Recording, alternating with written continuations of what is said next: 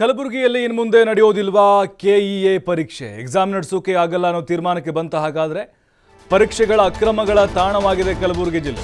PSI scam ಆಯಿತು, FD SD ಆಯಿತು, ಇನ್ನು ಏನೇನಾಗಬೇಕ್ರಿ? ಆಮೇಲೆ ಅಲ್ಲಿ ಟೀಚರ್ ಸ್ವಲ್ಪ ಪ್ರಾಬ್ಲಮ್ ಇತ್ತು, ಅಲ್ಲಿ ಅವರ ಎಕ್ಸಾಮ್ ಸಂಬಂಧಪಟ್ಟಂಗೆ ಕಲಬುರಗಿ ಅಂತಂದ್ರೆ ಫೇಮಸ್ ಆಗ್ಬಿಡ್ತು. ಯಾಕೆ? ಅಕ್ರಮ, ಸ್ಕ್ಯಾಮ್ ಅಂತೇಳಿ ಅಲ್ಲ, ಬಹಳ ನೋವಿನಿಂದ ಹೇಳ್ತಾ ಇದ್ದೀವಿ ನಾವು. ಯಾಕಂದ್ರೆ ಸ್ಕ್ಯಾಮ್ ಆಗಿದೆ, ಅದಕ್ಕೆ ಹೇಳ್ತಾ ಇದ್ದೀವಿ ಅಷ್ಟೇ. ಅಲ್ಲಿ PSI ಮರು ಪರೀಕ್ಷೆ ಕೂಡ ಬೆಂಗಳೂರಿನಲ್ಲಿ ನಡೆಸೋಕೆ ಹಿನ್ನೆಲೆ ಈಗ ಈ ನಿರ್ಧಾರವನ್ನು ತೆಗೆದುಕೊಳ್ಳಲಾಗುತ್ತಾ? ಯಾಕಂದ್ರೆ ಈ PSI 23ಕ್ಕೆ ಎಕ್ಸಾಮ್ ಇದೆಯಲ್ವಾ, ಅದನ್ನು ಬೆಂಗಳೂರಿನಲ್ಲೇ ನಡೆಸೋಕೆ ನಿರ್ಧಾರ ಆಗಿದೆ. ಈಗ ಬೆಂಗಳೂರಲ್ಲೇ, ಬೇರೆ ಡಿಸ್ಟ್ರಿಕ್ಟ್ ಬೇಡ. ಅದು 1000 ಸೆಂಟರ್ ಆಗಲಿ, ಅಂದರೆ ಪರೀಕ್ಷಾ ಕೇಂದ್ರಗಳಾಗಲಿ, 500 ಆಗಲಿ, ಇಲ್ಲೇ ನಡಿಬೇಕು. ಇದೀಗ ಸಹಾಯಕ ಪ್ರಾಧ್ಯಾಪಕ ಹುದ್ದೆ ಅಂದರೆ ಅಸಿಸ್ಟೆಂಟ್ ಪ್ರೊಫೆಸರ್ ಹುದ್ದೆ ಪರೀಕ್ಷೆಗೆ ಕಲಬುರಗಿ ಸೆಂಟರ್ನ ಚೇಂಜ್ ಮಾಡಲಾಗ್ತಾ ಇದೆ. ಕಲಬುರಗಿಯಿಂದ ಬೆಂಗಳೂರಿಗೆ ಶಿಫ್ಟ್ ಆಗಿದ್ದಾವೆ. ನೋಡಿ, ಈಗ ಪರೀಕ್ಷಾ ಮಂಡಳಿ ಎಚ್ಚೆತ್ತುಕೊಂಡಿದೆ ಅಂತ ಅನ್ನಿಸ್ತಾ ಇದೆ. ಅರ್ಹತಾ ಎಕ್ಸಾಮ್ ಇದು, ಅಂದರೆ ಎಲಿಜಿಬಿಲಿಟಿ ಎಕ್ಸಾಮ್ ಅಂತ ಹೇಳ್ತಾರೆ. ಕಲಬುರಗಿಯಿಂದ ಬೆಂಗಳೂರು, ವಿಜಯಪುರದಿಂದ ತುಮಕೂರಿಗೆ ಶಿಫ್ಟ್ ಆಗಿದೆ. ನೋಡಿ, ಕಲಬುರಗಿಯಲ್ಲಿ PSI ಸ್ಕ್ಯಾಮ್ ಆಯಿತು, RD ಪಾಟೀಲ್ ಆ್ಯಂಡ್ ಬ್ರದರ್ಸ್, ಆಮೇಲೆ ಹಾಗರಗಿ, ಅಲ್ಲೆಲ್ಲ ಯಾವ ರೀತಿ ಸ್ಕ್ಯಾಮ್ ಆಯ್ತದು. ಎಷ್ಟು ಪಾಪ 545 ಜನರ ಭವಿಷ್ಯನ ಹಾಳು ಮಾಡಿಬಿಟ್ರು ಅವರು, ಉಳಿದಂಥವ್ರದ್ದು. ಹಾಗಾಗಿನೇ ಈಗ ಅಲರ್ಟ್ ಆಗಿದೆ ಅಂತ ಕಾಣಿಸ್ತಾ ಇದೆ. ಅಂದರೆ ಸರ್ಕಾರದ ಒಂದು ಆದೇಶದ ಮೇಲೆ ಇವೆಲ್ಲ ನಿರ್ಧಾರಗಳಾಗ್ತವೆ. ಹಾಗಾಗಿ ಯಾವುದೇ ಅಕ್ರಮ ನಡಿಬಾರ್ದು ಅನ್ನುವಂಥ ಕಾರಣಕ್ಕೆ ಈ ಒಂದು ನಿರ್ಧಾರಕ್ಕೆ ಬರಲಾಗಿದೆ.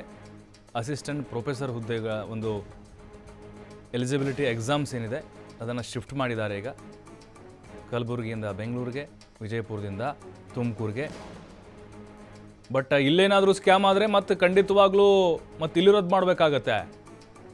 ಇಲ್ಲಪ್ಪ, ಅಲ್ಲೆಲ್ಲ ಅಕ್ರಮಗಳು ನಡೀತಾ ಇದ್ವು, ಹಾಗಾಗಿ ಬೆಂಗಳೂರಿಗೆ ಶಿಫ್ಟ್ ಮಾಡಿದ್ರು, ತುಮಕೂರಿಗೆ ಶಿಫ್ಟ್ ಮಾಡಿದ್ರು ಅಂಥೇಳಿ ಇಲ್ಲೇನಾದರೂ ಸ್ಕ್ಯಾಮ್ ಆಯಿತು ಅಂತಂದರೆ ಖಂಡಿತವಾಗ್ಲೂ ಎಕ್ಸಾಮೇ ಬೇಡ ಅನ್ನೋ ಲೆವೆಲ್ಗೆ ಬರುತ್ತೆ. ಆಮೇಲೆ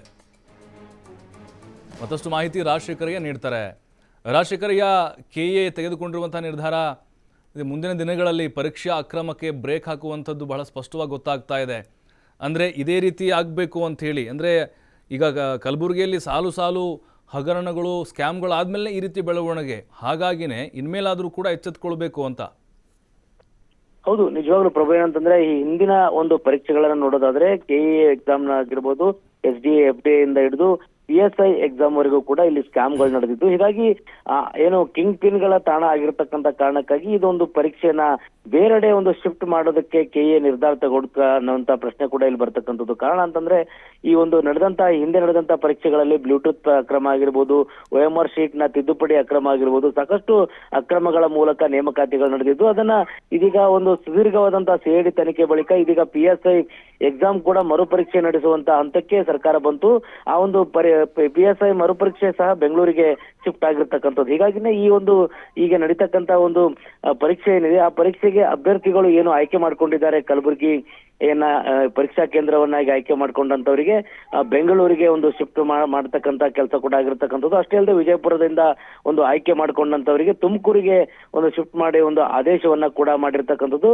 ಈ 31ಕ್ಕೆ ನಡೀತಕ್ಕಂತ ಒಂದು ಪರೀಕ್ಷೆ ಏನಿತ್ತು ಅದನ್ನ ಮುಂದೂಡಿಕೆ ಮಾಡೋದ್ರ ಮೂಲಕ ಈ ಒಂದು ಪರೀಕ್ಷಾ ಕೇಂದ್ರಗಳನ್ನ ಬದಲಾವಣೆ ಮಾಡೋ ನಿಟ್ಟಿನಲ್ಲಿ ಕ್ರಮ ಏನು ಕೈಗೊಂಡಿದೆ, ಅದನ್ನ ಅಕ್ರಮವನ್ನ ತಡೆಗಟ್ಟಬೇಕು ಅನ್ನುವಂತ ನಿಟ್ಟಿನಲ್ಲಿ ಈ ಒಂದು ಕ್ರಮ ಆಗಿದೆ ಅಂತಾನೆ ಹೇಳ್ಬೋದು. ಆದ್ರೆ ಎಲ್ಲೆಡೆ ಸಾಕಷ್ಟು ರಾಜ್ಯಾದ್ಯಂತಲೂ ಕೂಡ ಈ ಹಿಂದೆ ಅಕ್ರಮ ನಡೆದಿತ್ತು. ಅಲ್ಲದೆ ಹುಬ್ಬಳ್ಳಿಯಿಂದಲೂ ಕೂಡ ಈ ಒಂದು OMR ಶೀಟ್ ಒಂದು ಬಯಲಾಗಿರ್ತಕ್ಕಂಥದ್ದು, ಅಂದ್ರೆ ಫೋಟೋ ಕಾಪಿ ಹೊರಗಡೆ ಬಂದಂತ ಪ್ರಕರಣ ಕೂಡ ನಡೆದಿತ್ತು. ಹೀಗಾಗಿ ಎಲ್ಲೆಲ್ಲಿ ಕೂಡ ಪರೀಕ್ಷೆ ನಡೆದಂತ ಸಂದರ್ಭದಲ್ಲಿ ಅಕ್ರಮಗಳು ನಡೀತವೆ ಇರ್ತಕ್ಕಂಥದ್ದು. ಅದನ್ನ ಕಡಿವಾಣ ಹಾಕೋದಕ್ಕೆ ಮುಂದಾದಂತ KEಗೆ ಎಷ್ಟು ಯಶಸ್ಸು ಸಿಗುತ್ತೆ ಅಂತಕ್ಕಂಥದ್ದು ಕೂಡ ಪ್ರಮುಖ ಆಗಿರ್ತಕ್ಕಂಥದ್ದು. ಯಾಕಂದ್ರೆ ಈ ಮುಂದೆ ಬೆಂಗಳೂರು, ತುಮಕೂರುಗಳಲ್ಲಿ ನಡೀತಕ್ಕಂತ ಪರೀಕ್ಷೆಗಳಲ್ಲಿ ಯಾವುದೇ ಅಕ್ರಮ ನಡೆಯೋದಿಲ್ಲ ಅನ್ನುವಂತ ಒಂದು ಖಾತ್ರಿಯನ್ನ ಇವರು ಮಾಡ್ಕೊಂಡಿದ್ದಾರೆ. ಹೀಗಾಗಿ ಅಲ್ಲಿ ಅಕ್ರಮ ನಡೆದೇ ಹೋದಂತ ಸಂದರ್ಭದಲ್ಲಿ ಮುಂದುವರಿತಕ್ಕಂತ ಪರೀಕ್ಷೆಗಳೆಲ್ಲವೂ ಕೂಡ ಮುಂದೆ ಬೇರೆ ಒಂದು ಬೆಂಗಳೂರು ಮತ್ತು ತುಮಕೂರು ಭಾಗದಲ್ಲಿ ನಡೀತಕ್ಕಂಥ ನಿಟ್ಟಿನಲ್ಲಿ ಕ್ರಮ ಕೈಗೊಳ್ತಾರೆ ಅಂತ.